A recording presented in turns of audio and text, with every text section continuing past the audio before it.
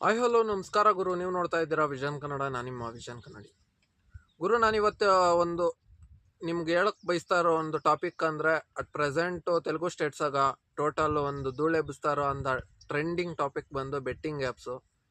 ಇದರ ವಿರುದ್ಧ betting apps ವಿರುದ್ಧ ಕೆಲವರು ಯೂಟ್ಯೂಬಲ್ಲೇ ಒಬ್ಬರು ಹೋರಾಡ್ತಾ ಇರೋರು ಅವರೇ. ಸೊ ಅವರು ಹೇಳ್ತಾ ಇರೋದು ತಪ್ಪು ಅಂತ ಹೇಳ್ತಾ ಇರೋರು ಇನ್ಫ್ಲೂಯೆನ್ಸರ್ಸ್ ಅವರೇ. ಸೊ ಏನಪ್ಪ ಈ ಬೆಟ್ಟಿಂಗ್ ಆ್ಯಪ್ಸು? ನಮ್ಮ ಕರ್ನಾಟಕದ ಮಟ್ಟಕ್ಕೆ ನಾವು ಹೇಳೋದಾದರೆ, ಆಂಧ್ರದಲ್ಲಿ ತೆಲಂಗಾಣದಲ್ಲಿ ಟೋಟಲ್ ಎಲ್ಲ ಥರದ ಬೆಟ್ಟಿಂಗ್ ಆ್ಯಪ್ಸು ಕೂಡ ಬ್ಯಾನ್ ಆಗವೆ. ಅಂದರೆ ಏನು, luck based betting apps ban ಆಗವೆ. ಈ ಸ್ಕಿಲ್ ಬೇಸ್ಡ್ ಬೆಟ್ಟಿಂಗ್ ಆ್ಯಪ್ಸು ಯಾರೂ ಬ್ಯಾನ್ ಮಾಡಿಲ್ಲ. ಯಾವ ಥರ ಇದನ್ನು ಡಿಫ್ರೆನ್ಶಿಯೇಟ್ ಮಾಡ್ತಾರೆ ಅಂದರೆ, ಪ್ಲೇಯರ್ಗಳನ್ನ ಸೆಲೆಕ್ಟ್ ಮಾಡಿ ಪ್ಲೇಯರ್ಗಳ ಮೇಲೆ ಇವ್ರು ಚೆನ್ನಾಗಿ ಆಡ್ತಾರೆ ಅಂತ ಒಂದು ಟೀಮ್ ಮಾಡಿ ಅದನ್ನು ಮಾಡೋರನ್ನ ಈ ಸ್ಕಿಲ್ ಬೇಸ್ಡ್ ಬೆಟ್ಟಿಂಗ್ ಆ್ಯಪ್ಸು ಅಂತಾರೆ. ಎ ಟೀಮು ಬಿ ಟೀಮ್ ಅಂದ್ಕೊಂಡ್ರೆ ಎ ಟೀಮ್ ಗೆಲ್ಬೋದು ಅಥವಾ ಬಿ ಟೀಮ್ ಗೆಲ್ಬೋದು, ಅಥವಾ ಈ ನಂಬರ್ಸ್ ಆಗ್ಬೋದು. ಇವಾಗ ಇನ್ನು ಒಂದು ಬಾಲಲ್ಲಿ 6 ಹೋಗುತ್ತೆ 4 ಹೋಗುತ್ತೆ ಅಂತೆಲ್ಲ ಗೆಸ್ ಮಾಡಿ ಆ್ಯಪ್ಗಳೆಲ್ಲ ಹಾಕೋರಿರ್ತವೆ. ಸೊ ಅವನ್ನೆಲ್ಲ ಲಕ್ ಬೇಸ್ಡ್ ಬೆಟ್ಟಿಂಗ್ ಆ್ಯಪ್ಸು ಅಂತಾರೆ. ಲಕ್ ಬೇಸ್ಡ್ ಬೆಟ್ಟಿಂಗ್ ಆ್ಯಪ್ಸ್ ಯಾವ್ಯಾವೋ ಅವೆಲ್ಲ ಇಂಡಿಯಾದಲ್ಲಿ ಬ್ಯಾನ್ ಆಗವೆ. ಸೊ ಈ ಬೆಟ್ಟಿಂಗ್ ಆ್ಯಪ್ಸ್ ಪರ್ಮಿಷನ್ ಎಲ್ಲ ಯಾರ ಹತ್ರ ಇರ್ತೈತೆ ಅಂದರೆ, ಸೆಂಟ್ರಲ್ ಗೌರ್ಮೆಂಟ್ ಯಾವುದೇ ಒಂದು ಪರ್ಮಿಷನ್ಸು ಸೆಂಟ್ರಲ್ ಗೌರ್ಮೆಂಟ್ ಹತ್ರ ಇರಲ್ಲ. ಸೊ ಇದನ್ನೆಲ್ಲ ಸ್ಟೇಟ್ ಗೌರ್ಮೆಂಟ್ಸ್ಗೆ ಅಸೈನ್ ಮಾಡಿರೋದ್ರಿಂದ ಪ್ರತಿಯೊಬ್ಬ ಒಂದು ಬೆಟ್ಟಿಂಗ್ ಆ್ಯಪ್ ಕಂಪನಿನೂ ಪರ್ಮಿಷನ್ಸ್ ಬೇಕು ಅಂದರೆ ಅವನು ಆ ಕರ್ನಾಟಕ ಆಗ್ಬೋದು, ತೆಲಂಗಾಣ, ಯಾವ್ಯಾವ ಒಂದು ಸ್ಟೇಟಲ್ಲಿ ಅವನು ಪ್ರಮೋಟ್ ಮಾಡಬೇಕು ಅಂದ್ಕೊಂಡವನು, ಯಾವ್ಯಾವ ಸ್ಟೇಟಲ್ಲಿ ಅದನ್ನು ಯೂಸ್ ಮಾಡೋದಕ್ಕೆ ರಿಲೀಸ್ ಮಾಡಬೇಕು ಅಂದ್ಕೊಂಡವನು ಅಂಥ ಸ್ಟೇಟ್ ಗೌರ್ಮೆಂಟ್ಗಳಿಂದ ಪರ್ಮಿಷನ್ ತಗೊಳ್ತಾರೆ. ಸೊ ಈ ಸ್ಟೇಟ್ ಗೌರ್ಮೆಂಟಿಂದ ತಗೊಳ್ಬೇಕು ಅಂದರೆ ಮೇಯ್ನ್ ನೋಡಲ್ ಆಫೀಸರ್ಸು ಇದ್ರಕ್ಕೆ ಮೇಯ್ನ್ ರೂವಾರಿ ಅವರೇ ಸೈನ್ ಬೀಳ್ಬೇಕಾಗ್ತೈತೆ. ಸೊ ಇದಾದಮೇಲೆ ಈ ಬೆಟ್ಟಿಂಗ್ ಆ್ಯಪ್ಸ್ಗೆ ಯಾರೆಲ್ಲ ಒಂದು ಬಲಿ ಅವ್ರೆ ಅಂದರೆ, ಫಸ್ಟು ಬಲಿ ಆಗೋರು ಟೀನೇಜು. ಯಾರೆಲ್ಲ ಟೀನೇಜಲ್ಲಿ ಇರ್ತಾರೋ, ಅವಾಗ ತಾನೇ ಕಾಲೇಜ್ಗೆ ಹೋಗ್ತಾ ಇರ್ತಾರೋ ಅಂಥವರು. ಅದಲ್ಲದೆ ಮೊಬೈಲ್ ಅತಿ ಹೆಚ್ಚಾಗಿ ಯೂಸ್ ಮಾಡ್ತಾ ಇರ್ತಾರೋ ಇಂಥವರು. ಯಾಕಪ್ಪ ಅಂದರೆ, ಟೀನೇಜಾಗ ಆ ಒಂದು ಕಾಲೇಜ್ಗೆ ಅವಾಗ ತಾನೇ ಎಂಟರ್ ಆಗಿರ್ತಾರೆ, ಹೊಸ ಒಂದು ಮೊಬೈಲ್ ತಗೊಟ್ಟಿರ್ತಾರೆ ಪೇರೆಂಟ್ಸು. ನಮ್ಮ ಮಕ್ಕಳು ಚೆನ್ನಾಗಿ ಓದಲಿ, ಏನಾದರೂ ಒಂದು ಪ್ರಾಜೆಕ್ಟ್ಸ್ ಕೊಟ್ಟರು, ಏನೇ ಆಗಲಿ ಮೊಬೈಲ್ಗೆ ಬರ್ತೈತೆ ಅಂತ ಹೇಳಿ ಮೊಬೈಲ್ ತೆಗೆಸ್ಕೊಂಡಿರ್ತಾರೆ.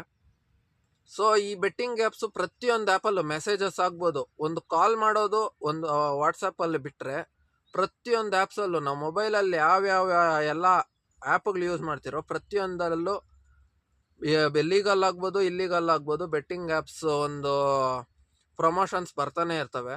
ಸೊ ಇದೆಲ್ಲ ಏನು ಮಾಡ್ತೈತೆ ಅಂದರೆ, ಆ ಸ್ಟೂಡೆಂಟ್ ಅಥವಾ ಯಾರೋ ಒಬ್ಬ ಒಂದು ಟೀನೇಜ್ ಯೂಸರು ಅಥವಾ ಒಂದು ಮೊಬೈಲ್ ಜಾಸ್ತಿ ಹೆಚ್ಚಾಗಿ ಯೂಸ್ ಮಾಡಿ ಒಂದು 10 ಸಲ ನೋಡ್ತಾನೆ, ಏನೋ ಬೇಡ ಅಂತ ಅಂದಿದ್ದ ಹತ್ರ 11ನೇ ಸಲ ಒಂದು ಸಲ ಟ್ರೈ ಮಾಡೋಣ ಅನ್ನೋ ಒಂದು ಮೈಂಡ್ ಬಂದೈತೆ ಅಂದರೆ ಸುಮಾರು ದುಡ್ಡನ್ನ ಅವ್ನು ಕಳ್ಕೊತಾನೆ. ಯಾರೋ ಒಬ್ಬನು ಒಂದು ಆಡೋದಕ್ಕೆ ಸ್ಟಾರ್ಟ್ ಮಾಡವನೆ, ಒಂದು ಅದರಲ್ಲಿ ಬೆಟ್ ಹಾಕಿ ದುಡ್ಡನ್ನು ಕಳ್ಕೊಂಡವನೆ ಅಂದರೆ ಅದನ್ನು ರಿಕವರಿ ಮಾಡೋದಕ್ಕೆ ಹೋಗಿ ರಿಕವರಿ ಮಾಡೋಕ್ಕೋತಾ ಲಕ್ಷಾಂತರ ರೂಪಾಯಿ ಕಳ್ಕೊಂಡವ್ರು ಕೂಡ ಇದ್ದಾರೆ. ಸೊ ಅಂಥ ಲಕ್ಷಾಂತರ ರೂಪಾಯಿ ಕಳ್ಕೊಂಡು ಪ್ರಾಣನ ತೆಗೆದುಕೊಂಡು ಸ್ಯೂಸೈಡ್ ಮಾಡ್ಕೊಂಡವರು ಕೂಡ ಇದ್ದಾರೆ. ಸೊ ಅದರಿಂದ ನೋಡೋರು ಪ್ರತಿಯೊಬ್ಬರು ಅಷ್ಟೇ, ಈ ವಿಡಿಯೋನ ಯಾರಾದರೂ ಟೀನೇಜ್ ಆಗ್ಬೋದು, ಸ್ಟೂಡೆಂಟ್ಸ್ ಆಗ್ಬೋದು, ಇಲ್ಲ ಮೊಬೈಲ್ ಅತಿ ಹೆಚ್ಚಾಗಿ ಯೂತ್ ಆಗ್ಬೋದು, ಆದಷ್ಟು ಬೆಟ್ಟಿಂಗ್ ಆ್ಯಪ್ಸಿಂದ ದೂರ ಇರ್ರಿ. ನಾನೇ ಬೇಜಾನ್ ಜನ ನೋಡಿದ್ದೀನಿ, Dream11 ಇಂಥವನ್ನೆಲ್ಲ ಬೇಜಾನ್ ಜನ ನನ್ನ ಕಾಲೇಜ್ ಫ್ರೆಂಡ್ಸೇ ಆಡೋರನ್ನ ನೋಡಿ ಎಷ್ಟೋ ಜನನ ಬೈದಿದ್ದೀನಿ ಕೂಡ. ಸೊ ಇವೆಲ್ಲ ಯಾವ ಥರ ವರ್ಕ್ ಆಗ್ತವೆ ಅಂದರೆ, ನೀವು ಒಂದು ಆಸೆಯಿಂದ ನನಗೊಂದು 10 ಕೋಟಿ ಬರ್ಬೋದು, 25 ಕೋಟಿ ಈ ಥರ ಎಲ್ಲ ಇರುತ್ತಲ್ವಾ. ಫಾರ್ ಎಕ್ಸಾಂಪಲ್ ನಾನು ಬರೀ 1 ಕೋಟಿ ಲೆಕ್ಕಕ್ಕೆ ತಗೊಂಡು 1 ಕೋಟಿದು ಎಕ್ಸಾಂಪಲ್ ಹೇಳ್ತೀನಿ. ನೀವು ಅಮೌಂಟ್ ಹಾಕಿ ನನಗೆ ಇಷ್ಟು ಬರ್ಬೋದು, ಬಂದರೂ ಹೇಳೋಕ್ಕಾಗಲ್ಲ ಅಂತ ಒಂದು ಗೆಸ್ ಮೇಲೆ ಹಾಕ್ತೀರಿ. 1 ಕೋಟಿ ಬಂದೈತಂದ್ರೆ ಅದರೊಳಗೆ 10% ಕಮಿಷನ್ನು ಕಂಪ್ನಿಯವನು ಇಟ್ಕೊಂಡಿರ್ತಾನೆ. 10% ಆದಮೇಲೆ ಅದು ಏನೋ ತೋರ್ಪಡಿಗೆಕ 10% ಮಾತ್ರ ಅಂತ ಕಮಿಷನ್ನು ಇಟ್ಕೊತಾನೆ ಕಂಪ್ನಿಯವನು. ಅದಾದಮೇಲೆ ಟೋಟಲ್ ಗೌರ್ಮೆಂಟ್ಗೆ 50%ವರೆಗೂ ಟ್ಯಾಕ್ಸು, GST ಅವೆಲ್ಲ ಟ್ಯಾಕ್ಸ್ಗಳೇ ಹೋಗ್ತವೆ. ಇದಾದ ಮೇಲೆ ಬರೀ 1 ಕೋಟಿ ನೀವು ಪ್ರೈಸ್ ಮನಿ ವಿನ್ ಆಗಿದ್ರು 40 ರಿಂದ 45 ಲಕ್ಷ ದುಡ್ಡು ಅಷ್ಟೇ ಬರೋದು.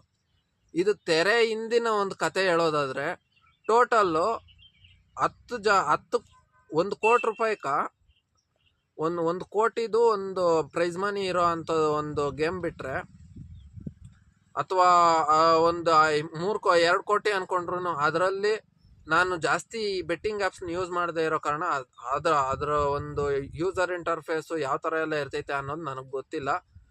ಬಟ್ ಅದು ನನ್ನ ಫ್ರೆಂಡು ಯೂಸ್ ಮಾಡಿರೋದನ್ನು ಕೇಳಿ ನಾನು ಹೇಳ್ತಾ ಇರೋದ್ರಿಂದ 1 ಕೋಟಿ ಜನ 10 ರೂಪಾಯಿ ಹಾಕೋರು ಅಂದರೆ 10 ಕೋಟಿ ಆಯಿತು. 10 ಕೋಟಿ ಜನದಲ್ಲಿ ಅವರು ಒಂದು 50ರಿಂದ 60 ಸಾವಿರ ಜನಕ್ಕೆ ಮ್ಯಾಕ್ಸಿಮಮ್ ಅಮೌಂಟ್ ಹಾಕ್ತಾರೆ ಸ್ವಲ್ಪ. ಅದಾದಮೇಲೆ ಒಬ್ಬನಿಗೆ 1 ಕೋಟಿ ಬರ್ತೈತೆ. ಇನ್ನು ಕೆಲವ್ರಿಗೆಲ್ಲ ಅವ್ರು ಹಾಕಿರೋ ಡೆಪಾಸಿಟ್ ಮಾಡಿರೋದು ಬರ್ತೈತೆ. ಸೊ ಅಂತ ಇರೋದ್ರಲ್ಲಿ ಸೊ ಇವಾಗ 10 ಕೋಟಿ ಅವನು 10 ಕೋಟಿ ನಾವು ಹಾಕಿರೋ ಅಂಥ ದುಡ್ಡೇ ಹೋಗಿದ್ದಾಗ ಮ್ಯಾಕ್ಸಿಮಮ್ ಅವ್ನು ಕೊಡೋದು ಎಲ್ಲ ಒಂದು ಅಲ್ಲಿ ಬೆಟ್ ಮಾಡಿರೋರ್ಗೂ ಒಂದು 4ರಿಂದ 5 ಕೋಟಿ ಅಷ್ಟೇ.